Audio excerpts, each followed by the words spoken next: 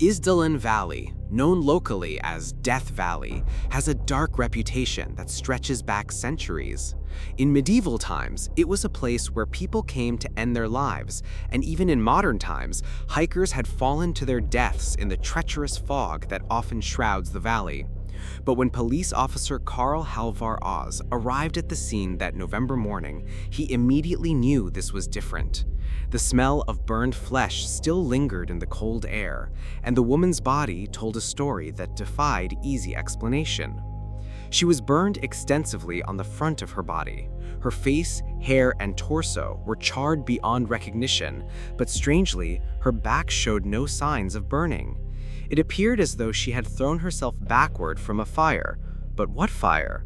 And how had she ended up in this remote location?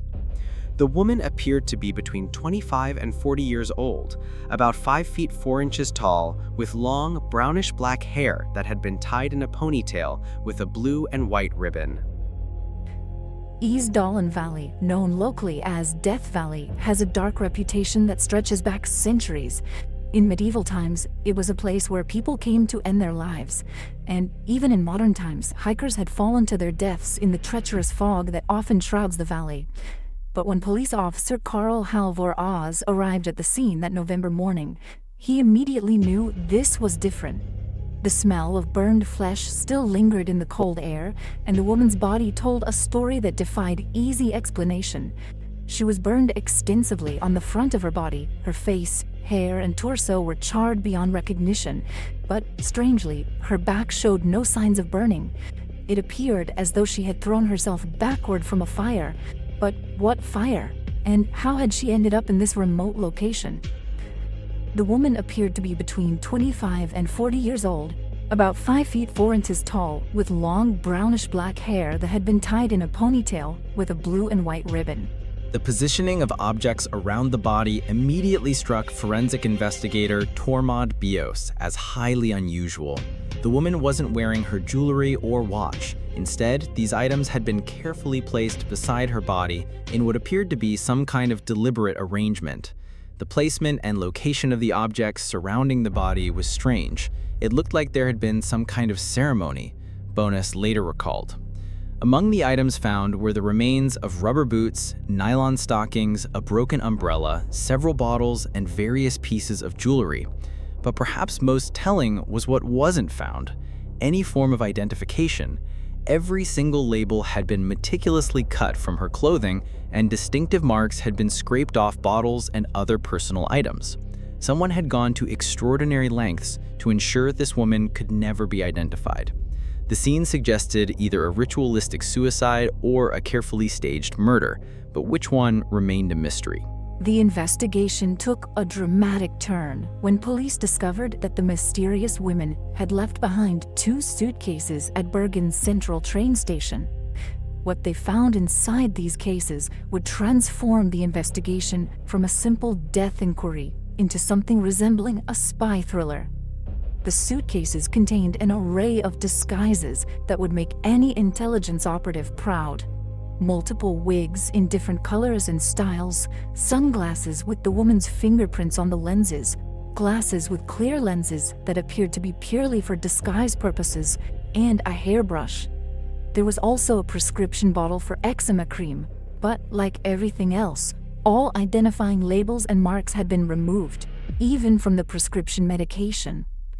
Most intriguingly, investigators found a notepad filled with what appeared to be coded messages, handwritten letters and numbers that looked like some form of cipher or secret communication system. The level of preparation and the sophisticated nature of these disguises suggested this was no ordinary woman living under an assumed identity. As investigators dug deeper into the woman's recent activities, they uncovered a pattern of behavior that was both methodical and deeply suspicious. Hotel records showed that she had stayed at numerous hotels throughout Norway in the weeks leading up to her death, each time using different aliases and false identities. She had traveled extensively, always paying in cash, always alone, and always maintaining different personas. At each hotel, staff remembered her differently. Sometimes she wore wigs, sometimes glasses, sometimes she spoke with different accents. The shopping bag found at the scene led police to a shoe store in Bergen, where an employee remembered selling rubber boots identical to those found on the woman's body. But even this transaction had been conducted with cash and a false name. The woman's movements suggested she was either running from something or someone, or she was engaged in activities that required multiple identities and extreme secrecy. The level of operational security she maintained was consistent with intelligence work or other clandestine activities. The mystery deepened when forensic analysis revealed details that painted an even more complex picture of the Isdal woman's identity and possible origins. Dental analysis conducted decades later suggested that she was from the French-German border region, indicating she was likely not Norwegian despite her presence in the country. The sophisticated dental work also suggested she came from a relatively affluent background with access to quality medical care. Toxicology reports from the original investigation revealed traces of various medications in her system, though the exact nature and purpose of these substances remained unclear. Some investigators theorized that she might have been drugged before her death, while others suggested the medications could have been part of a suicide attempt. The fact that she had been carrying prescription eczema cream suggested she suffered from a chronic skin condition, which could potentially help with identification. But even this lead proved fruitless when all identifying information had been systematically removed from the medication. The Cold War context of 1970 cannot be ignored when examining this case, as Norway occupied a strategically important position in the geopolitical landscape of the era. Located on NATO's northern flank and sharing a border with the Soviet Union, Norway was a hotbed of intelligence activity during this period. The woman's sophisticated use of multiple identities, her apparent training in operational security, and her mysterious presence in Norway all pointed toward possible involvement in espionage activities. Some investigators theorized that she might have been a Soviet agent operating in Norway, while others suggested she could have been working for Western intelligence agencies. The coded messages found in her possession were never successfully deciphered, despite extensive efforts by cryptography experts.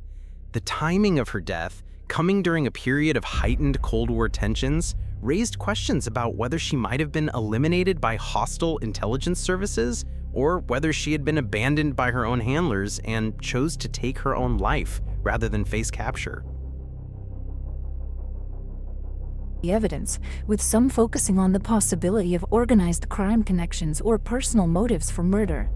The woman's apparent wealth, evidenced by her expensive clothing and jewelry, suggests she might have been involved in high-stakes criminal activities such as smuggling or money laundering. The multiple identities could have been necessary to evade law enforcement rather than foreign intelligence services.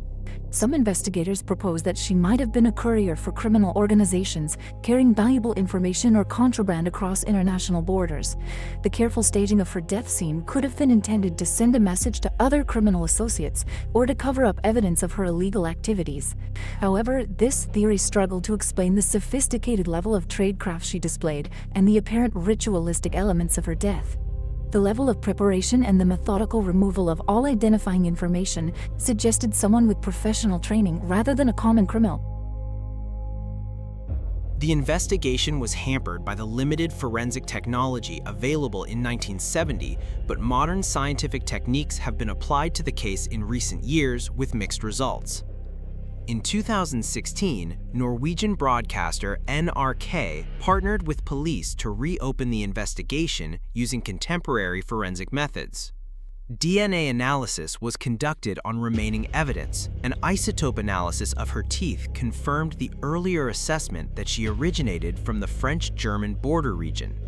However, these advances have not led to a definitive identification of the woman or resolution of the case. Computer analysis of the coded messages found in her possession has also failed to crack the cipher, if indeed it was a code at all, rather than personal notes in a language or writing system unknown to investigators.